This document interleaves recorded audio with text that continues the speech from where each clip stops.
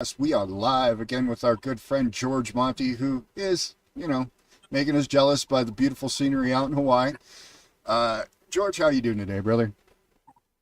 I'm living the dream, Ben. Thank you for having me. Thanks for being here. So it's kind of I don't know if you saw this one today, but I just saw this and I thought it'd be funny to start since we've kind of touched on the topic before.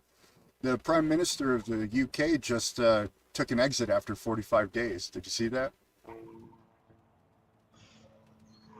Um, you know what? I think I'm having a bit of a sound issue. Can you hear me? I can hear you. Can you not hear me? Okay, now I can hear you. Oh, okay. Much better. Okay, so what happened in the UK? The prime minister took a leave after 45 That's days. right. Yeah, and we've been Yeah, talking about the Queen and the turnover and how that transition of power is going to look. And I think we're starting to get the first flavors of what that transition of power is going to be reflected on at in the world. yeah. If in some ways, I think the writing's been on the wall for a while, and I know that you and I have talked about this. I think you're seeing the crisis that has been devastating not only Europe but the world. This financial crisis, this crisis of it's kind of a crisis of caring. But I think what you're seeing, especially there, is this powers fighting over a sort of imperialism. It kind of seems that it kind of seems that it kind of seems that the powers that be have found themselves in a predicament that's a lot like World War II, and they're not exactly sure how to get through it. They definitely can't work together, and so it seems to be at odds. Well, yeah, the euro itself was a fascinating experiment, right? Because Right. you took all of that old blood that still hadn't really ran its course generationally, and then you tried to just put it under the rug and say, okay, let's just forget about that, folks. And I think it was fine for the initial power structures that set it up. But now after you have re-elections and you have the death of the queen and you have all this stuff, I think we're seeing a lot of that old generational angst kind of rise to the surface. Yeah. Yeah, I believe there was something in like the 1900s called the Kalergi Plan. Hmm. And the Kalergi Plan was a plan to integrate Europe into one sort of United States of Europe, sort of like the model of the US with the royal families of the few. And I believe that these royal families, and these London bankers, and you know I believe that these individuals think that they are somehow a different species than everybody, and that they would rather see a world of imperial domination than people working together. And the problem is, every time they try to do this, they get so far and then they start fighting amongst themselves because it doesn't work the way they thought it would. They're really good at building models, they're really good at looking at data and then interpreting that in a way that's favorable to them. But we all know that, the map is not the territory. You can look at a map, but it's not the territory. And when you get out there, when you're the people on the ground, you go, hey, this map doesn't work. We had bad models, but the people up top never want to hear that. They just want to look at the numbers and say, this is what the numbers say, make it happen. Well, and I don't want to say to their credit, but maybe to their argument is that um, they don't see the world from at a loss at that point, right? If it didn't work out, it didn't work out. They're still making their bottom line plus how much more profit they're making. So the incentive structure there is not one in that says, oh, well, it failed at a foundational level, but I still made money. So what's the incentive for me to change my behavior? There's not really one there. And I think we could draw this extension to pretty much all of your politics across the world. Whatever people want to call them, the ruling class, the elites, whatever adjective you choose to ascribe to them. I think that disconnect. We know the disconnect socioeconomically, but these people manage to fail up more often than not. Right. And I think that's an inherent problem with our just the overall structure of society in the West, especially. Yeah, I often wonder. It seems to me that there's a few competing ideas, and they say smart money bets both sides. And if you look at the position of the people that enter authority, let's just say like London, let's say like the international finance system, on some levels, people are going to win either way. If you can find a way to put out a central bank cryptocurrency, or a CBDC, I think they call them. If you can find a way to put that out through the world and you control it, then you control the finances of the world. If, on the other hand, it doesn't work and you have financial systems break down all around the world, well, no worries, because you own all the resources. So it's kind of, you know, either way, you have a winning path to go down. And it's easy to do that when you start with everything. When you start up here, it's very easy to get to here. But when you start down here, it's hard to even get equal. And I think that has been a part of this imperial situation. It's been the more that I think about the problems in the United States, the more that I think about the problems in the world, the more I realize it's the same problems that have always been happening. It's just, I think, maybe people get to a certain age and all of a sudden the scales are removed from your eyes and you begin to see it. I often wonder, let me ask you this question. It seems to me that, you know, like Britain, the United States, and, you know, the rest of Europe, it seems to me like they have this one model of financial domination that they want to continue. And when I see Russia and China, I see them trying to solve the limits of growth problem, where the United States, Britain, and Europe are trying to create a scarcity problem. What do you think is the difference in the two models there? Well, I mean, the scarcity model is one that's a fear-based model, and it's super, super effective because, as we've talked about many times, fear is one of the greatest motivators, right? Uh, so that fear model is something that they've been using for at least the past couple thousand years, right? And they're still around. So I think, when you're looking at different models and how to do this, that's just kind of what they've adopted generationally. I don't think they have the capacity to envision a different model. Or even if they do, they don't have the wherewithal to trudge down a different path, a novel path. Because, and we've talked a little bit about this before, I think a lot of the people who end up in these upper echelons of power are kind of just, nepotistically bred into it. And that doesn't create for good perspective. And then when anyone rises from the populace with a perspective, it seems that they're quickly stuffed out, or their ideas change, almost overnight once they're, informed of what the real world is, right? There's always the joke about, the president goes in and they look all healthy and everything like that, and 4 years later they look like a pile of shit with gray hair, and they can't, their walk is a little staggered and all these other things. And so I think there's something to be said about why that model persists, and that's just the generational aspects of it. And then you have the Russia and China and those kind of aspirations. And to your point, I think they are trying to solve the growth, because if they were allowed to grow freely as a newly industrialized nation, right, you're just talking sheer numbers, it would overbalance the equation to their favor very quickly. And so you have a United States, you have a Europe, which is trying to put the brakes on that. And then you have, at the same time, they're trying to put down the gas. Now, I think from what I've seen in just like business relationships in China and over the years, and, investment people who I've known and talked to, China oversold their position at just about every single level. And in doing so, I think they hurt their foundation for their ability to have this growth. And, they basically sacrificed the long term for the short term.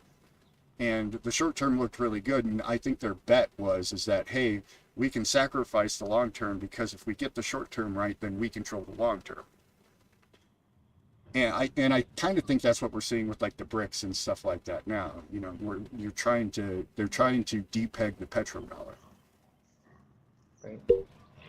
Yeah, yeah, you can begin to see the pieces on the chessboard move. When you start thinking about the narratives that are out there, like, hey, we want a no carbon future. We want to reduce everyone's carbon footprint. Like, that means a couple things to me. It means to me, one, we want to bring down the standard of living everywhere, and that feeds into the scarcity model. Another thing that it says is like, hey, Saudi Arabia, the Middle East, we don't need you anymore.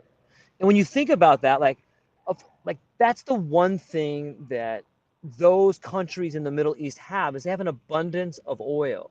And so what does a no carbon, no fossil fuel future look like? Well, it looks like them being back in the Stone Ages. Right. And so why would they possibly pump more oil when Biden or any of our presidents goes over there? Yeah. There's no reason for them to play on our side. And that's why you see them moving over to Russia. That's why you see them moving over to China. And the truth be told, like, I don't thoroughly believe that the planet is dying. Like, I don't believe Well, that rhetoric. I mean, just, you know what I mean? Like, I the don't think planet this. has all the time in the world. Yeah, I don't think the science really supports that. Now, Yeah, I agree. the propaganda certainly supports it, because that's what propaganda Yeah, does. But if you look at the science, the Earth's been around for 4 billion years. It's going to be around for another couple billion years. It doesn't matter if humans are a right, part of that equation or not. We could nuke the whole damn right, thing and eradicate ourselves, and it'll still continue on. There's no way right. we don't have the power to do enough harm to destroy life outright on this planet. We could bring it back a few million years, or probably even a billion years, but we can't take it out. So I think, from that perspective, it's kind of it's a silly idea. The problem is when silly ideas manage to populate. I mean, the whole, Right. I don't know if you remember, this all started as global warming, right? And then that Right, became right, too silly of an idea to support via the science that they had to change it. And then it right, was, then it's climate change, and then that was still a silly idea because the climate always changes. The Earth is a right. system, and it's cyclical, and it's always changing. So then we had to do human-assisted climate change, right? Oh, that now there's something we can tack something to. And I think if you're honest about the science and you look at these things, like I've gone through a lot of these papers, and it's really interesting. They all cite a very small number of papers. Right. Papers that were done from like the 70s onwards, and there's only a handful of them that are cited over and over and over again to make these sweeping conclusions. And if you go back and read those papers, they it was basically inconclusive, but the data, they basically used these statistical models to blow up the data, and then they said this could happen, and could changed into this whole propaganda arm of human assisted climate change. Yeah, and I see that pattern in education everywhere. Mm. When you look at, it seems to me anyways, it seems to me that in schools nowadays, they're telling students that you should read the authoritative sources. They don't say read the source material. They say, Right. look, don't go back and read that source material. There's already people that are smarter than you that have already Right. figured it out. So just read this biography about this person that we think is good. And when you do that, you take away critical thinking, you take away the source material, you take away the ability to get in there and do your own critical thinking and come up with your own ideas of what's happening. So if everybody's being trained to look at a certain sort of narrative that's already been decided for them, that's a problem. I think in the It last is. podcast you had talked about this epidemic of appeal to authority, and like that, you see it everywhere. When you begin seeing that, I begin seeing it everywhere. Like, it's like you said, it's when there's a problem, call the cops. When there's a problem, tell your boss. When there's a problem, go tell on somebody. Hmm. And it's perverse, and it's It's permeated its way through the human sort of interaction. Well, and it wasn't a natural permeation, which is the more perverse part of it, right? This is a Right, very directed effort. right. And and if that doesn't really ruffle your feathers, if that doesn't make you angry at a little bit of a level, then I would challenge your ability to critically think. Right. And I think, by and large, we created a generation or two of worker bees, and we removed critical thinking from the vast majority of the populace, which is a travesty in and of itself. However, now, because it now became a numbers game too. It's like, well, look, we have 60% of people who agree with us. Well, you only have 60% of people who agree with you because you never taught them how to disagree with you, right? And it's probably not even high as 60. It's much more closer to like 20 and 30% when you start talking agreements on these big things. It's funny, those numbers really correlate to who will declare that they're going to vote a certain way no matter what, right? And it's the same number. And so there's very interesting things when you start to look at this in terms of the statistics and the math. But it does paint us into a very grim corner potentially. I mean, we have. Yeah. Go ahead. No, go ahead. Yeah, it's true. On some levels, you can see the deterioration of community around you.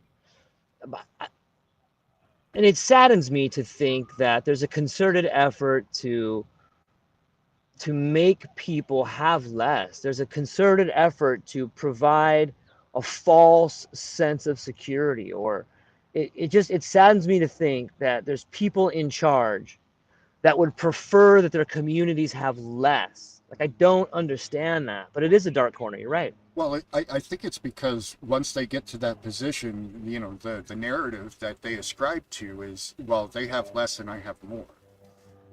Because if we take it back to that whole scarcity model, right, they're viewing this as a scarce system. They don't have, these people don't have the critical ability to think either. They just happen to toe the line enough to be a part of the system. So they're viewing it through a scarcity model as well. And so when you look at it that way, we have to take from all the poor in order to remain rich. That's the oligarchical idea of things, right? That's the aristocracy. Now, I don't really find that to be true, especially if you factor in like our advances in technology. We can vertically farm in a container and produce enough, base food for a whole community with, very little cost and input cost, and the extraction can be even automated if you really wanted to go so far. And yet we're not doing that because then there's abundance. And if there's abundance, there's no Right. reason for these people who proclaim scarcity from all the mountaintops that they can to be on the mountaintops. Yeah, and I'm glad you brought that up. I think that in today's world, that's maybe the two ideologies that are really fighting is abundance and scarcity. I would And the agree. truth is, if you look at the third world, there's been a concerted effort to keep the idea of scarcity there. Like, let's look at some of the developing countries in like Africa.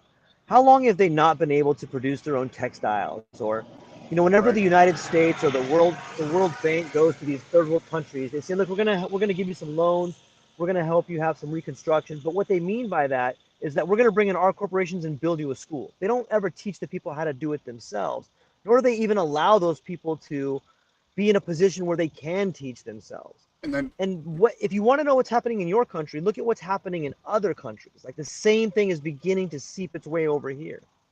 and Or it's then been here for a while, more it, than likely. it has been here for a while. I would reckon. Yeah. It's interesting when they do that too. There's been a concerted effort to not only do what you said, but also disallow the industrialization of a nation.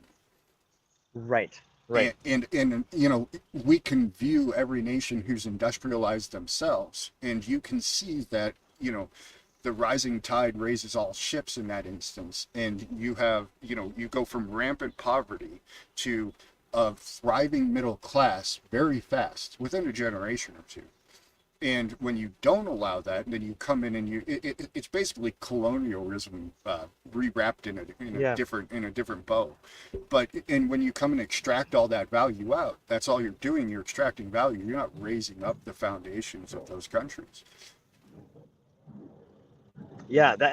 Now we're right back to the corporate model of just extract value, profit at any price. People are expendable. It doesn't matter. Just get the money. And on some levels, I think we had talked about this maybe a week or two ago.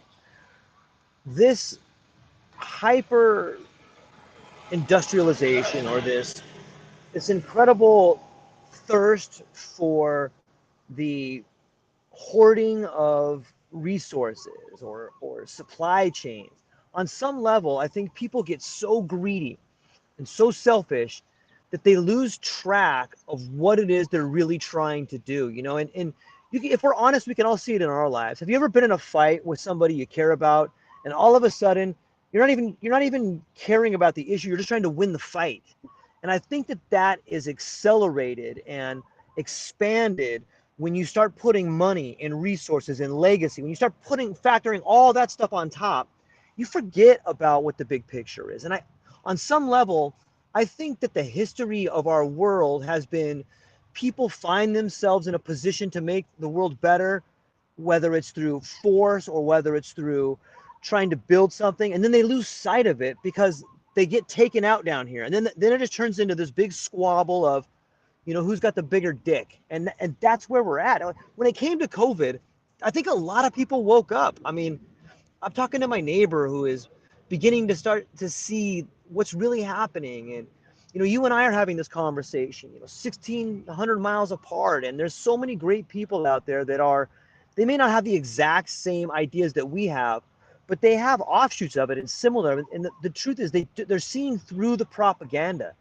And I think that sometimes, it's always darkest before the light. And what we're seeing right now is the downfall of the machine, the inability for the machine to move in the way it was theorized to move. Like, there's some flywheels that are getting stuck and it's breaking down, and people around the world are starting, when you can't pay the bribes, you start losing the will of the people aren't going to do it anymore. Like that's I see all kinds of videos like, yeah, okay, we're going to go to war. Well, I'm not going. I'll fucking never get in draft. And I see all these veterans like, fuck you, dude. I'm not going to go fight for these dummies over here that don't even care about me or my family or my country, that just want money. And, people are seeing that for the first time in a long time. And I think that sends a strong message to the people in power. I think so. I think we can cite a lot of evidence to suggest as much, right? You got military Yeah. recruitments through the floor. You have, Right. I mean, I think when we're looking out at this world, again, to your point of the system and the machine and the cogs getting a couple flywheels stuck, well, now what's happening is like, well, we still need our export from this machine, so just put more juice into it, put more power into it, put more Right. resources into Right. it. Well, the problem is if you don't fix the flywheel not moving, eventually you get backlogs at certain points in that system, Right. and then you get malfunctions, you get failures. And I think we're seeing systemic failure from the top down, from this kind of debt-based, system that we've kind Right. of been embroiled in for the past 110, 115 years. Yeah. I look at it like you know, it helps to look through the lens of crime families, and Mm. you think you can very very easily use like The Godfather, or one of these great classic, mafia movies.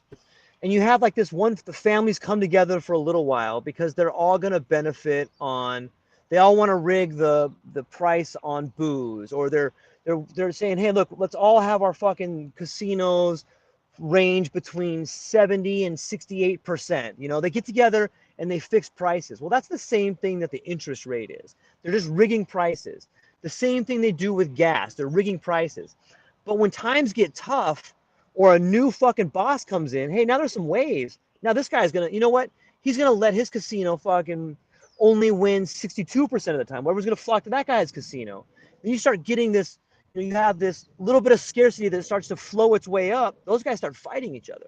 And I think that's where we're at with these crime families. If you look at the connection between, Britain and our leaders, like I think that there's a real connection between, the Bank of London, the royal family, the some of the even like the the Habsburgs are still running around over here. And there's all these old money families that still have skin in the game, that are still pissed off from 100 years ago. And it's, imagine this. Okay, we all go to school and we learn our history, and even though you're in different states, you may learn a different shade of history.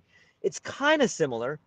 But imagine coming from a family where you knew not only your grandfather, but your great grandfather and your great great grandfather. And you're like, imagine having that family history where you would go and meet at your chateau in France every summer for 2.5 months. Like, imagine having a spot on a board when you're at the age of 15. Imagine knowing real history about at least your family and what they did. You're at such an advantage of understanding the world the way it is instead of being fed this diet of Dr. Pepper and Big Macs. That is the history we call it, you know? Right. Well said. And I think there's a valuable perspective to be considered when you think about that. And then I think Yeah. when you take that kind of perspective and then you place it on what's happening in the world, you can see where that comes from. Right. You can see like, oh yeah, these people know how to play this game from a much more foundational or fundamental level Yeah. than anybody's playing this game today. And I think we're seeing, kind of to your point, I think we're seeing the conflation of all these crime families. Um, Yeah. and they don't necessarily even have to be crime families, but at some level you have. Right. It's just a metaphor. Well, but at some level, you have to take the look in the black mirror, right? You have to take the reflection, and you have to go, well, if we are, extracting all this value from these people, and we're doing all of these things to, buff up our bottom line, well, are we actually, on the up and up, or is our just, it's not Yeah. called crime because there's a law that says it's not, right? There's a Right. justice, there's a judge that'll be like, oh no, you guys are good, go for it. And I think I think a lot of people are waking up to what we're talking about, but a lot of people are waking up to the reality of money. Right. You know, Right. and I think it's really interesting. Cryptocurrency is kind of a foray into it, but I think we're seeing the evolution of what we deem money on this planet. Right. Yeah, I agree. And it's, I'm a big Philip K. Dick fan. And Philip K. Dick had this crazy idea that the reality we live in is just like this thin film or poster board that went over the top of old Rome. And when you think about that from like a psychedelic angle or like a lunatic level, or you can be like, oh wow, this guy just thought he was living in a different time. But the more that I think about that and the more that I read his books, I think what Philip K. Dick was saying is the more we think we change, the more we stay the same. Basically, what we're seeing is Rome with a 2008 fucking bent to it. Like, it's still the same world of the Senate, these fucking Roman people that think they're emperors, that have all the money, that have all the clout, that always had, that got a great head start. And so things remain the same, but what has happened is people have woken up to money. And this, just the idea of cryptocurrency was born from what we're talking about now, this corruption, this inability to make it to a level regardless of how talented you are. This inability, there's no social movement. Like, if you can't have any social mobility, you can't have a thriving society because it's stagnant. And we've already talked about what happens when you're stagnant. When you just got stagnant water, you get mosquitoes. When you have an inbred family, you get people like Prince William and Prince Harry and every other prince. Every You just get prince, all yeah. these people. Yeah, every single one of them. They don't have the cognitive horsepower to, run a McDonald's, let alone a country. And so I think that you're absolutely right when it comes to the medium of exchange. And I think that that is one thing that people are seeing. And the more propaganda that comes out, the more wars that are fought, the more people are saying, the fuck, what do I even need this money? Like, what is this piece of paper? It's just a piece of paper. It's not even money. It's just something I give someone. It's an idea. It's an And as idea. soon as you get there, as soon as you get to the idea, money is just an idea. Well, fuck, I got plenty of ideas. How come those aren't worth money? Well, they are worth money. Exactly. But we are getting to a point where there's this medium of exchange. And when crypto came, like, you saw the hastening of everybody's plans. You saw the crime families getting scared when crypto took over. And that genie never goes back in the bottle. We may be split up. The dollar may lose 80% of its value. It'll be around. But those who have the ability to trade in crypto will always be able to get the goods they want, regardless of how bad the financial system gets. So yeah, I think that money is the one thing that's going to move us into the future. And it's a beautiful thing. It's scary to a lot of people, but the truth is, all things that are liberating are a little bit scary. Oh yeah, 100%. Well said. And you know, Thank you. being early in on that crypto journey, you know, I was back as a Bitcoin developer way long ago, and at this point, everybody was seriously very concerned about their anonymity Yeah. because everybody knew, at least the people who were wise enough to be able to see, you know, what this meant for society, knew that the second it got to any sort of inflection point in society, there could be hell to pay. There could be, you know, there could be a silent night type thing. You know, there was, it was one of those things where it was, you know, anonymity was everybody's game because they knew they were screwing the banks.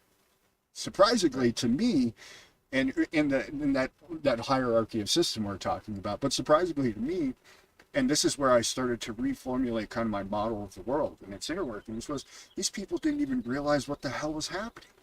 They did not see the rug being pulled from underneath of them until it was too late, and they already institutionally invested in this thing, which is Right. wild. And now we're seeing it backpedal, right? Now we're seeing them go, oh shit, we screwed the pooch. What do we do? What do we do? Oh, central bank digital currencies. That's what we do. That's how we take this over the Yeah. way we've always taken it over. Which, you know, I don't see many people talk about this, but one of the key components of Bitcoin and cryptocurrency is its decentralized nature. And Right. now you have these central bank digital currencies are centralizing all this. And guess what's going to happen? They're all going to get hacked. 100% they're Yeah. going to get hacked. The only reason Bitcoin doesn't get hacked is because of its decentralized nature. That's the Right. only reason. And the incentives by the players in the game. When all of a sudden you take the incentive structure out of that, you put all of the reward and value from hacking the system on one side, guess what's going to happen? It's going to get hacked. And there's no database Without a that's doubt. unhackable. You know, there's no computer Yeah. system that's unhackable. The only thing that makes it unhackable is the ability for it to be broadly distributed around the globe. So in order for a hack to happen, it has to be verified by everybody. And that won't happen in a decentralized thing, but in a centralized thing, you're only communicating with a couple of servers because there's only so much bandwidth that you can put through on a network like that. So, you know, let them have their cake. Yeah. Yeah. It's so sometimes I wish I was a fly on the wall at some of these meetings where like they're talking to Vitalik or they're talking to Hodgkins. You know, I can imagine a group of very powerful people trying to talk to a developer who has an actual cryptocurrency and like, okay, we really like this idea, but how we would like us to be able to keep all of our stuff private and then manipulate it. Right. They're like, that's the fuck, That's you not can't do that. And they're like, but how do we do that? it, yeah, and that's a central bank You, digital you know, currency, and that's just yeah, going back. exactly. It doesn't work. Yeah, and it doesn't work at all. Which is it's you know a lot of really smart computer scientists and a lot of really smart programmers, a lot of really smart engineers have spent countless hours trying to break this, succeeding in breaking it, putting it together so it won't be Right. broken by other people. And now these people are trying to play catch up by paying the cheapest person out there who says they'll do it, right? Yeah. Because they don't want to pay them $2 million salary for the real engineer who actually Right. understands what the hell's happening. But they'll happily pay Right. $125,000 to some kid who says I know cryptocurrency. Right.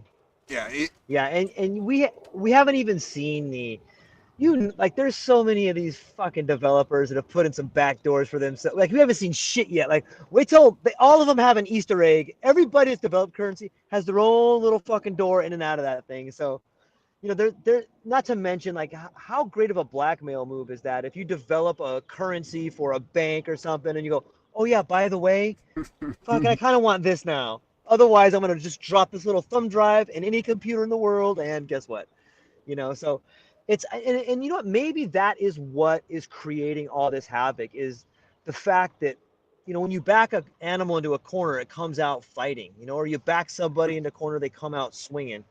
And I think that is why you see this insatiable desire for resources and supply chains, is because that's the people in power's last move. Is like, okay, we can't control the currency. We're kind of fucked. We're still going to fight. We're never giving up. But as long as we control the resources, as long as we control the pipe the resources flow through, we still have wealth. And so the truth is those resources have been owned, they've probably gone back and forth between a few different divisions of the same family, but the world's wealth of resources is held in a very tight-knit group of hands. And that part is something that's going to remain. But all these white collar jobs, all these bullshit jobs, they're going away. Like, that is what's happening when you look at the world of automation. It's not so much the guy that's out driving a truck.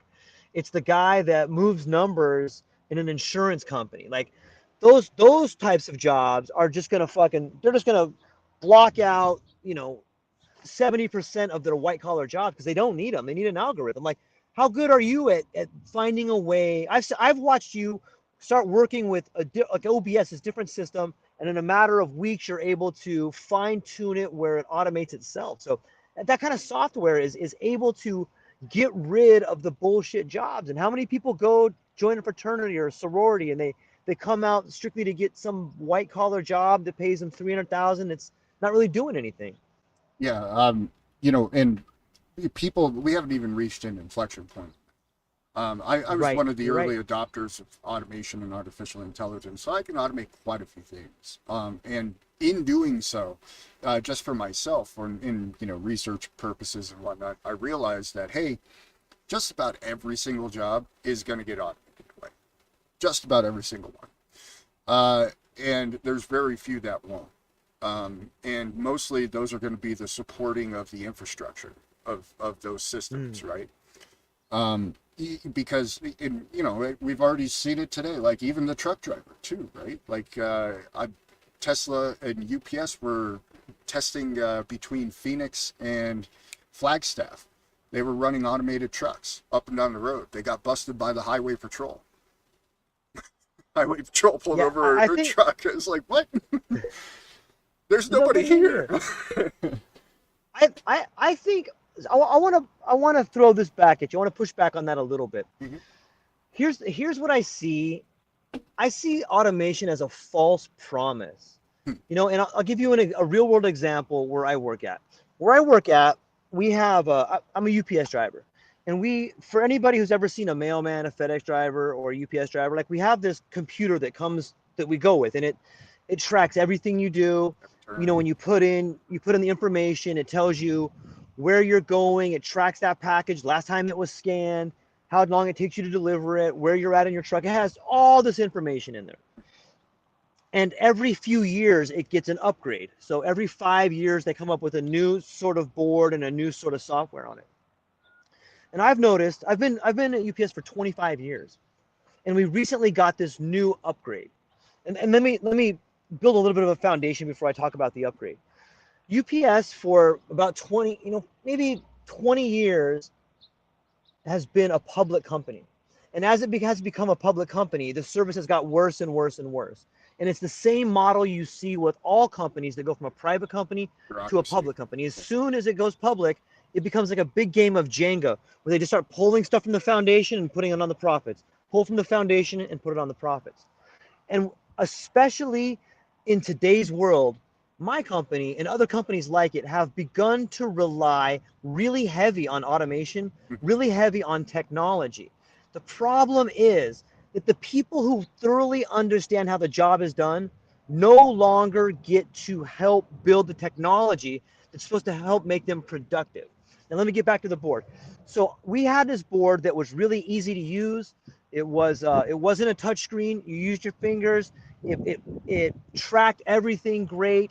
There was little tricks you could do in there that would show you where you're at, how to get it. It was a little bit more difficult of a learning curve because it took a long time to understand how to use it. Mm-hmm. So the new system comes out and it's all touch screen, it's all automated, but it has lost a lot of the real use cases that the other board had. Yes. So they have sacrificed a lot of common sense, reality based things that work in order to have this nice looking streamlined machine that looks nice, but it's kind of a giant paperweight. And you can already see it happening in my building is the downfall of productivity because of the software they're using. Yeah, this And in is. my mind, yeah, Oh, I was going please. to say this is actually replete through Fortune 500 companies. Yeah, And so, kind of what's happening behind the scenes of that is you have all these legacy systems. You had that old board, you had that old system, and then they want to upgrade that every 5 years. Well, the guys who they upgraded it with the last 5 years, they're going to charge us $20 million to upgrade it this time. But these guys out here, they'll only charge us $7, and they say they can support everything. All right, sign that right, contract. Turns out, guess what?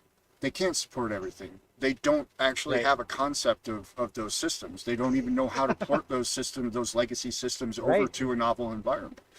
And so what happens is they create the crap. They create the shiny looking piece of shit. And then they say, Yeah, hey, look at our shiny looking piece of shit for $7 million. And yeah, so we're seeing this in many Fortune 500 and 1,000 companies is because they've been around for so long, the 20, 25, 30, 50 years. Now they have all yeah, these legacy systems that they are legitimately stuck with because in order to change them, they can't even produce their product at the end of the day for a lot of them. And so they're super, super stuck. I know personal experience, State Farm Insurance was up shit creek without a paddle. I went and looked at their systems. I was like, whoa, oh no, good luck. There's very few people yeah, alive today who even know those programming languages, let alone how to articulate them into a grand overarching system, right? That works. Um, and so, but, to push back a little bit on that is, so this just opens up the window of opportunity. So, the future isn't going to be the big conglomerations. It's going to be the next startup that figures out how to do it in such a mm, way that's more efficient and is able to outcompete these people in the marketplace despite being the small guy. And then what you usually see is this is the kind of operating procedure, standard operating procedure from those people is let's buy those companies. right, and and so that's how they're staying afloat a lot of the time is they're just purchasing all of these companies who are doing it better, and then they try to integrate that, and they obviously fail because now you've taken the guy who really wants who built this dream of a system, and then he gets bought out. He has no incentive to stay with the system, to build it, to continue to help them out. He already got his payday. And now if you want him to work on the system, you have to pay him special money, right? And nobody's yeah, willing to pay special money because there's enough people out there saying, oh, we'll do it for a lot cheaper and we can do it, no problem. right. Yeah, you start believing what you want to believe instead of what is reality. Right. And you look, I mean, I get it. I mean, we're gonna pay 20 million, we're gonna pay 7 million. And you get some greedy board of directors like, fuck it, let's pay 4 million and we'll just pocket the rest. Mm-hmm. But I I can understand that method. And I guess that you get rewarded for that method because when you're in a public company, profits come And first. you're beholden And to it's shareholders. Yep. you're beholden to shareholders. And I get it. I guess it drives me crazy because as someone who's closer to the ground and pounds the pavement all day, like I see all these ways things could be better, but no one in the top will even listen. Like they don't even care to listen. As soon as you say, it just saddens me to see profit being being taken the place of service. And I guess that's part of nature, though. I guess that's part of the cycle of life. It's part of the cycle of business. And it allows, like you said, it allows for someone else to come in and have a shot at the top if they can make it that way. So, but yeah, so getting back to automation though, if you look at the grocery stores, you know, it's the same thing. It's like automation isn't there to provide better service. It's there to No. produce more profit. And so that foundation, like if we implement what we just talked about profit taking the place of service, all automation is based on profit. Therefore, they're all going to fail in their service. So if we look at it from that model, automation is dead in the water. Like it's not something that is going to work. And if you look around, like I don't know how things are in other parts of the world. I've read a little bit about, you know, China and some Korean places that have stores you can walk in and out of with, you don't even need a cashier, and how much money that saves, and they're not worried about people stealing because they don't have employees, so they can just write it off. But I think that there's something to be said on a cultural model there. I think different people see the world different and accept different things. And I just think that automation is dead in the water because it's not serving anybody but the people at the very tippy top that want profit. And when that's all you care about, you don't have a system. Right, but who are the people who pull all the strings, bro? The people Yeah, at the that's top who care they about are profits, and just like to our right. conversation earlier, this whole thing is motivated by the generation of greater and greater profit. We lost, we abandoned our, in a sense, a little bit of our humanity, to Sure, and sacrificed it in the name of the almighty profit. that's right. And Yeah, yeah, and please. until we figure out, as a, at least at a communal level, but at a societal level, until we figure out the how to readjust those factors of importance, I think automation will just continue to steamroll people. Now, Yeah, yeah, to your point, if it being dead in the water, I think that actually creates a greater even opportunity, because yeah, then that just creates a window that just continues to grow and grow over time of, the potential of that humanity aspect, that communal aspect, the societal aspect, and cultural aspects of, hey, oh, we're not all automatons, and we care more about hugs and kisses and smiles and love than ones and zeros.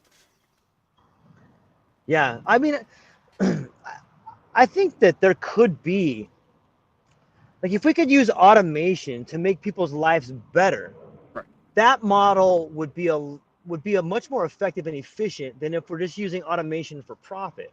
I think there's some tweaks that could be done. Like if we could allow automation to do do some of the drudgery, allow like here. And no, I know exactly what you're saying. It's use automation to eliminate the things that people hate to do, the everyday aspects of life that are kind of untenable from a modern societal perspective. Nobody wants to go out in an orchard and spend 18 hours in an orchard. That's just the reality of the Yeah, situation. But yet you can have a robot out there in the orchard and picking all the apples in that orchard, and then the person has a whole abundance of apples. Now the equation gets really fucked up when you start to use that for profit, right? And so yeah, if our intention was to use our technology for the betterment of the individual, the betterment of the community, then we wind up in a situation where we're propelling forward in not at an unequal, untenable, unsustainable way, like the top 1.1% of the world gaining everything today and leaving everybody behind, but again, all ships in a rising tide situation. right.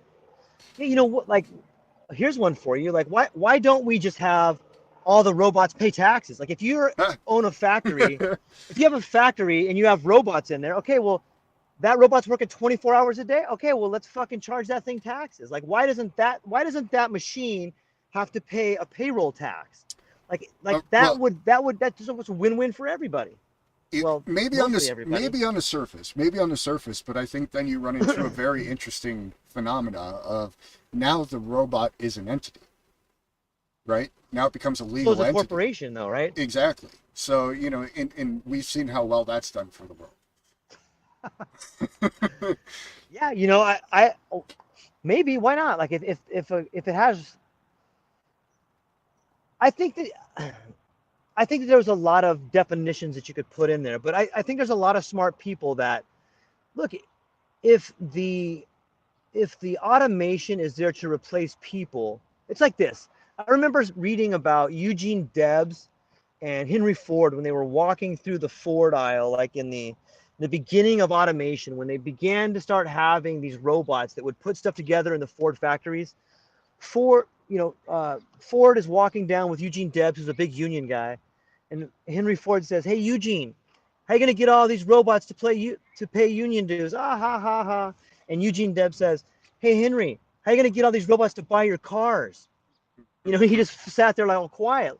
Look, the truth is, you need people on both sides. And if you just automate everything away, like what happens to your tax base? What happens to your society? Like we can have those robots, but I think it's important to understand even the guy that like people we are where we are as a nation because of everybody has put in their time, whether you're picking up trash, whether you're driving a truck, or whether you're a CEO. Like you're not better you're not better than everybody. You may be smarter in some ways, but everybody who's been working has made this society better. And you don't just get to a point and say, okay, well, fuck all the people on the bottom, I don't need them anymore. Like Well, that's how you have revolutions and people die, man. right, but look, that's what we're doing. I know. Yeah, and like look what's happening to our world. Like I'm just saying Exactly. there's a way around it. There is a way around We it. should be taxing the computers. We should be taxing all I don't know. Okay, look at I me see. talking about taxing Well, people. see, I hate taxes. here's the thing. I think that's the wrong approach. I think Okay, what do you think? the focus of profits is the problem. It's the incentive structures. Okay, yeah, You take the I'll go with game that. theory of the situation, and the incentive is always to generate more profit. Well, guess what's going to happen?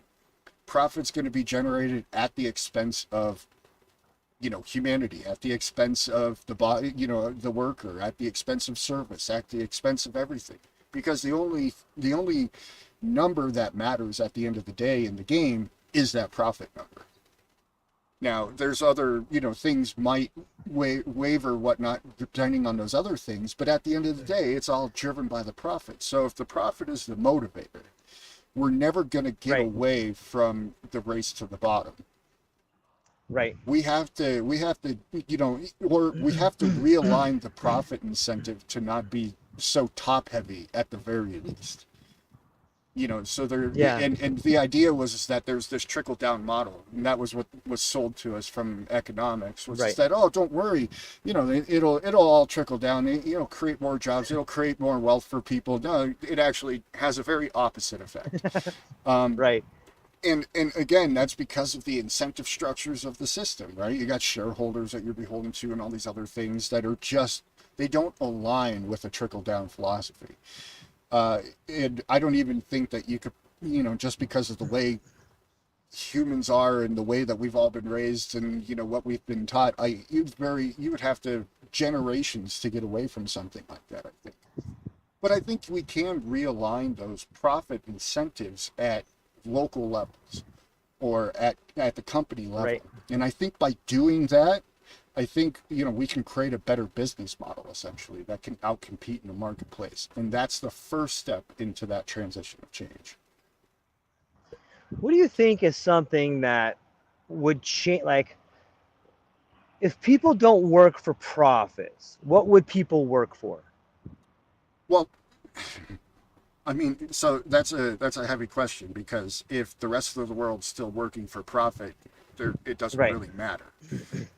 So there has to be a bridge over that sea, and I think that bridge is that you focus on individual wealth instead of some company driven or nation driven wealth or system like or shareholder system. So you don't have right, shareholders, you have individual beneficiaries that are, a part of a company who, not only does the company support them in their endeavors and fund their, their research, their experiments, their creativity, but it distributes the profits to the individuals. So you have individuals who are part of the company who are the only shareholders allowed in the company. You can't just buy in yeah, and rape money right, off the backs of people who are working hard, which is what the system is today. And I think that little yeah, switch in alignment, I think right. paves the way to build that bridge. Yeah, I heard Varoufakis, who was the Greek finance minister. He's got some really good ideas. I think he's part of this movement called DM25, which talks a lot about changing the world we live in. And one of his ideas is a lot like, well, it reminded me of what you said about changing the corporate structure. And he says, look, how about this? How about when you go to work for a corporation, you get one share, and the only people that can have shares in that corporation are the people that work there. And whenever there's something you need to do as far as profit or moving the future, everybody gets to vote. Everybody has one share, one vote. You don't buy shares, you don't speculate. And when you leave that company, whether you get fired or whether you go somewhere else, you give that Perfect. share back, and then the next company you get another share. I think when you're able to do that, when everybody has skin in the game, then you start seeing real world solutions that help the community, the vision, and the well-being of everybody in it. And like I think that's there. We could change that structure if we didn't have the giant tentacles of greed and profit wrapped around every part of the system. I agree. I actually think we can. That's, we've talked about it plenty. The Tara Lee Bird Project. Sure. I Yes. and so you just have to be more clever, is what it comes down to. Right. Right. And by talking to you and in all of our growing network here at the, I don't know what we want to call our network yet, but our growing network, I think we're getting more and more clever, and we're getting to the point where Right. we can start something here that actually does have a potential to make a real difference. Yeah, I agree. I think that, God, we must say this every podcast, then, but as above, so So below. And it's worth it's repeating. it really is. You see it everywhere. And when you start seeing it everywhere, you start seeing it inside yourself. And it's so amazing the way in which people find themselves and grow together and start it's like I said, it's like mycelium. Like you just start growing this thing together. I remember probably 3 months ago or 4 months ago, you and I were talking about, wow, it's so crazy. We start all these people and we're like gelling together, and you're like, yeah, we're building a network. And it's like, yeah, I never thought about it like that. But it's so interesting to see the way the world works. And it brings me so much joy and hope, because even though I don't thoroughly understand what kind of fruit we're going to bear, I can see us growing together to build something better. And that faith, that drive, that ability to see ourselves as something more than one, even though each of us are an individual, to see us driving towards something is something I hope everyone can find in their life, and I hope that they can be a part of. Yeah, me too, brother. It's an exciting journey. It's really fun when ideas begin to transition from just a thought experiment to actually putting some skin in the Yeah. game and rubber meeting the road. Um, I think you're probably getting close on time, aren't you? Yeah, I got a few more minutes. All right. So, Well, why don't you shout out what you want to shout out, and okay. what are you up to this week? Well, first off, it's a great question. Thank you for asking. Tomorrow is Friday. I got our good friend Ronga coming up. I think we're going to try to get into some of the mechanics of what it is you're actually engaging with on a high dose psilocybin trip. I'm Hmm. sure with Rongo, we're going to be trying to make some people uncomfortable. We might be talking about Paul's ideas of retreats and kicking people in the balls. That's a mean Um, retreat. yeah, yeah. Let me see. On Wednesday next week, so I got a bunch of good shows lined up. I got the producer LD from the Grand Theft World podcast coming on Tuesday. On Wednesday, I have the one and only best-selling author David Walton, who has wrote an incredible book called Living Memory. And if you haven't read it yet, it just came out on the 18th. It's a really good hard sci-fi book. It's the first of a trilogy. It's unlike anything I've ever read before. This guy's he's I'm not sure if he's an alien or if he has just if he just understands what happened in the past or what might happen in the future, but he's definitely operating on the very edges of imagination, and it's really amazing to listen to, and I can't wait to talk to him. So I got him on Wednesday, and we I think that we you, me, Paul, Ronga. Paul had mentioned to me that he would like to do a shroom cast, where maybe on a Saturday night we all eat some mushrooms and then have a conversation. So look for that coming up. No, there you go. Well, And yeah, yeah, and don't forget to, everybody check out the True Life podcast. yes, I will have the right. the links included. Hopefully, I'm just one technical guru, so unfortunately, I'm an idiot of a guru, so sometimes things get left out. But George, always wonderful to talk with you, brother. I'm jealous of that beautiful weather behind you. Enjoy your day, and we'll catch you next time. Yeah, I really appreciate it, man. Thank you for having me today. I hope you have a great rest of your day. Aloha, everybody. Thanks. Aloha, everybody.